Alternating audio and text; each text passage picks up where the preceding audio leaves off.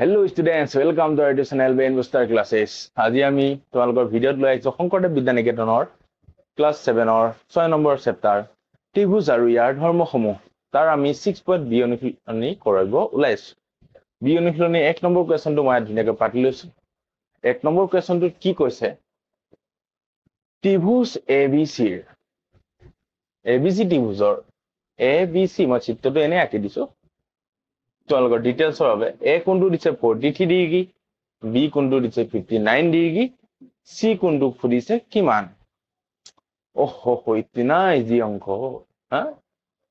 এতিয়া তোমালোকে কি কৰিবা? দিয়া আছে বুলি এইখিনি পাতি লবা আৰু আমি জানো যে কি জানা এইটো ধুনীয়াকৈ লিখি লব লাগিব প্ৰত্যেকটো অংকতে। আমি জানো যে ত্ৰিভুজৰ তিনিটা কোণৰ সমষ্টি কিমান? 180 ডিগ্ৰী আৰু তিনিটা কোণৰ সমষ্টি এইখিনি তোমালোকে নিজে যেতিয়া লিখিব পাৰিবা বহুতে পাৰা ভাল কথা, বৰ ধুনীয়া কথা। অংকটো বুজাই দিলে যাতে তোমালোকে পাতনিখিনি পাতিব পাৰা, ইমানখিনি যোগ্যতা অৰ্জন কৰিবলৈ সক্ষম হোৱা তোমালোক, বুজিলা? তেতিয়া বৰ ভাল কথা হ'ব। তিনিটা কোণৰ সমষ্টি কিমান? 180 ডিগ্ৰী।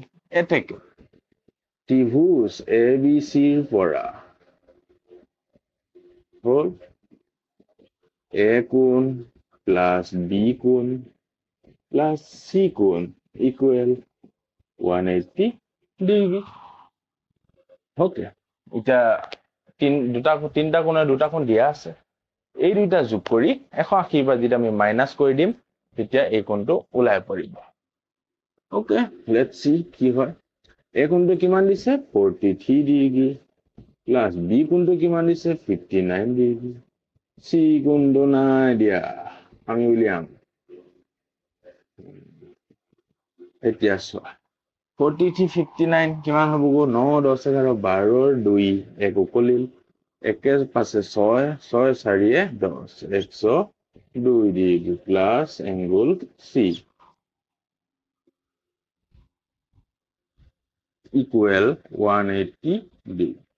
ওকে, এইখিনিলে এতিয়া এংগল C টো ইয়াতে ৰাখো।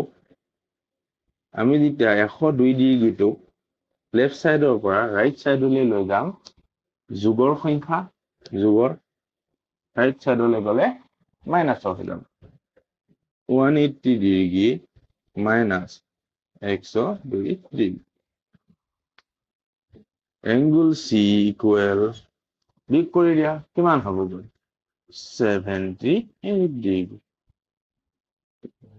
Angle C equal 78 degree.